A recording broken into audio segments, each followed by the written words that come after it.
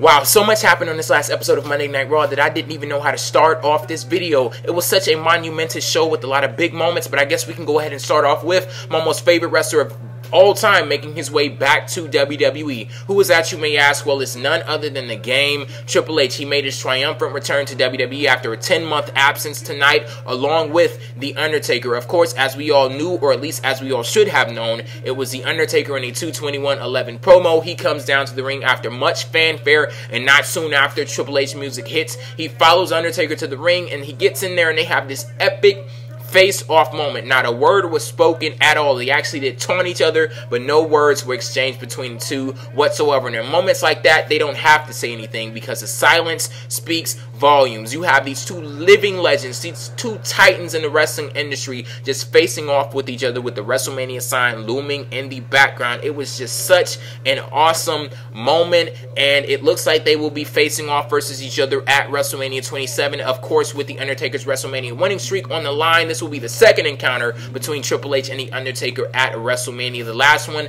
exactly 10 years ago at WrestleMania 17. In this moment right now, before they even say anything, before they even explain what the fuss is about, I'm already hyped and ready to go for this match at WrestleMania. Like I said, two living legends facing off, and I want to know from you guys, are you excited about Triple H versus The Undertaker at WrestleMania 27?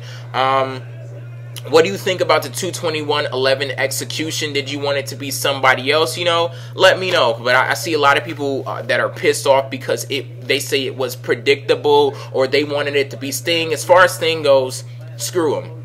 He had a chance to come to WWE 10 years ago, and his ego was too damn big to come to WWE, so he declined, and he's not in WWE now. He probably won't ever be in WWE now, so hey, screw him. It was great to think of the slight possibility that he could come to WWE and face off with The Undertaker at WrestleMania, but I'm more than satisfied with Triple H versus The Undertaker. These two guys are great. I'm such huge fans of them. As I said earlier, I'm a huge Triple H fan. He's my favorite wrestler of all time, so I'm ready to go to see this match already. And like I said, they haven't even explained what it's all about, but I'm pretty sure it has something to do with The Undertaker retiring Shawn Michaels at WrestleMania 26 last year, and they're going to follow up with that. And I just can't wait to see the upcoming weeks, these guys mixing it up, because I just love anytime these two guys are in the ring together. And on the thing about predictability, some people are saying, oh, it was so predictable that it was The Undertaker. No shit. They had The Undertaker in the promo. They wanted you to know that it was The Undertaker. Or if they didn't want you to know, they wouldn't have shown his face.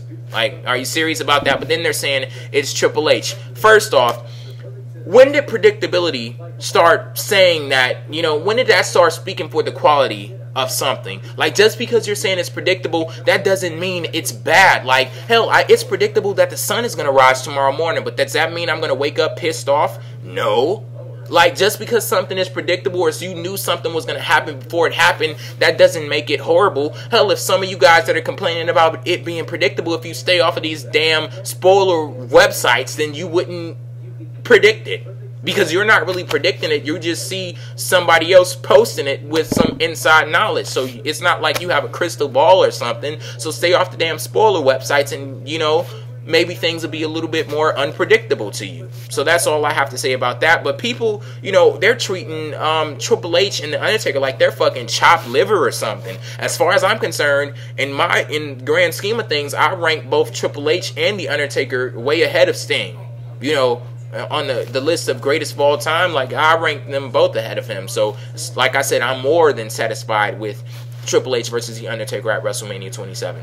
So, on to the next one. Something else huge that happened tonight. I was anticipating this moment, honestly, more than I was anticipating 221-11. John Cena responding to The Rock. And that's how we started off the show. John Cena, he comes down to the ring, and I was getting a little nervous because I'm like, John Cena, you got to bring the heat. I don't want any of the jokes. I don't want any of the lame, usual, corny shit that you do on the mic. I want you to bring that fire to The Rock. He came back to the WWE, your company, in your ring, and disrespected you. You need to defend your name. And I was getting kind of nervous, but then he took it old school Cena. He broke out the freestyle rapping, and I said defend your name, but he went far and beyond defending his name. He actually went into some offense on The Rock. He started talking about The Rock's movies, started talking about him wearing tutus in movies and skirts and lipstick, and talking about Brokeback Mountain, and talking about, what else did he say? You've been gone for 7 years and we couldn't see you. And he also said something like, you talk about you love the fans, you say you love the fans, but I'm here every week proving it. And isn't that exactly what I said he should say? So you're welcome for that, Cena. But yeah, it was absolutely amazing. I absolutely loved it. It went far and beyond what I even expected him to do. So I absolutely loved it. Cena, you gained so much respect from me. So much respect from me in this moment, because you went out there and I'm sure you were thinking in your head, I admire this guy. I've looked up to this guy. I probably wanted to be this guy, and he's such a legend. He's such an icon, but he disrespected me. And I got to get out there and I got to blaze his ass, and that's exactly what you did. But now we move on to the big question of the night. Who won the epic battle, or at least the first round of Cena versus The Rock? The Rock, of course, he came back after 7 years last week on Monday Night Raw, and it was such a wonderful promo. The crowd was so hyped up for it. It was just all around great. But could Cena have won this round? So I want to know from you guys, who won the first round, Cena or The Rock? As far as I'm concerned, The Rock got your ass roasted. Rock, you got your ass roasted. Cena won the first round. Yep, and you guys know this is no bias in this, because I've never been a big Cena fan, but he roasted The Rock's ass tonight. Not only did he defend himself, but he actually took everything that The Rock said about him last week, the Fruity Pebbles and stuff like that, and turned that into offense. He took all of that shit that The Rock said and threw it right back in his face, with intensity, with passion, with fire, everything that I was looking for and more. So I absolutely loved it. But like I said, you guys let me know who you thought won, and what do you want to see come out of Cena versus The Rock? Do you guys think that these guys are going to face off at any point? I don't even know if they're going to do a Cena versus Rock an actual match, but I do want to see these guys face off at some time in the ring at the same time. That's a big moment that's looming in the background also that we haven't gotten yet. And I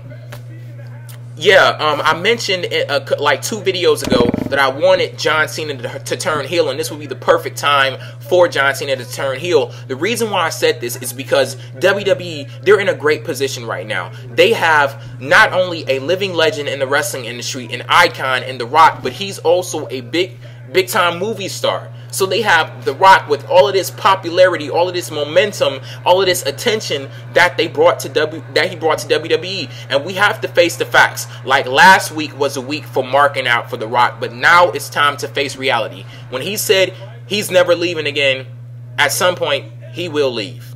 He may come back a couple of months down the line or a year down the line, but there's going to come a time where The Rock is not on WWE TV every single week. Like, that's just the reality. And what WWE needs to do is they need to take advantage of the situation that they're in right now. They have The Rock in the company after a 7-year absence. They need to find some way to take all of that popularity, all of that attention, all of that momentum that he has, and transfer that back into the company. I don't want to see any moment like The Rock passing the torch to John Cena, because that isn't going to do shit in the long term. That's why I said they should turn him heel. So if the WWE creative team, like hell, you guys probably were watching last week, if you're watching this week, John Cena turning heel, that would take The Rock's popularity and momentum and transfer it back into the company. That's what you guys need. You need to think long term. And if you can think of another way to do that, to transfer The Rock's popularity into WWE, then you go ahead and do it. Hell, you're the creative team. You get paid to think up stuff. So, you know, that's your job. But that's one of my suggestions right there. Turn John Cena heel on The Rock. That will transfer all of that momentum and popularity that he's gained back into WWE by turning their top star into a villain. That would be great. And a lot of people I saw a lot of people saying, oh, WWE would never turn him heel. He's too important to the merchandising sales and things like that. Let's look at some facts of the situation. John Cena right now, he appeals mostly to children. But in the WWE universe, the WWE viewing audience, only 20% of them are under the age of 18. Meaning you have 80% of WWE fans over the age of 18. So you mean to tell me that if you start having John Cena appeal to adults who are 80% of the WWE universe, that his merchandise sales are going to go down? You're telling me if you actually book his character with some intensity, some edginess, you know, a badass type character, that his popularity is going to go down? I don't believe that for one bit. Don't believe it at all.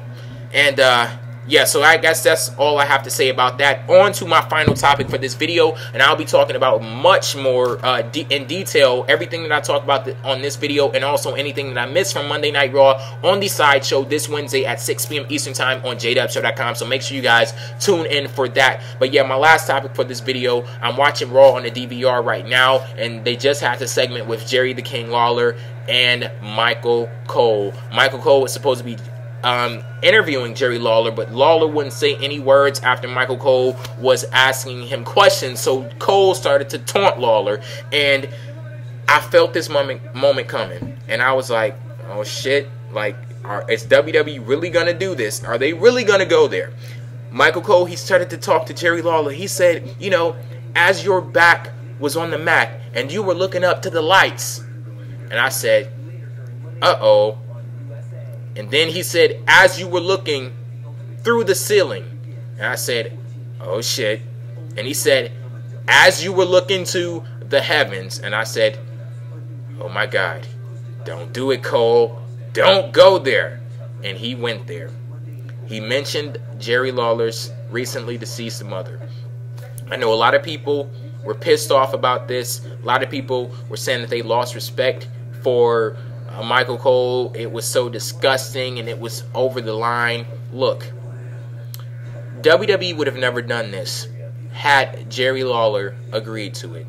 They would never have disrespected him in this way, would have never allowed Michael Cole to disrespect him in that way if he did not agree to it. So all of you people saying that Jerry Lawler, the Michael Cole is so vile and WWE is so disgusting for coming up with this, somebody actually posted on Twitter, hell, you know, maybe Jerry Lawler came up with it himself.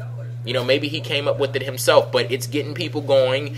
And yeah, if it was me, I wouldn't have done it.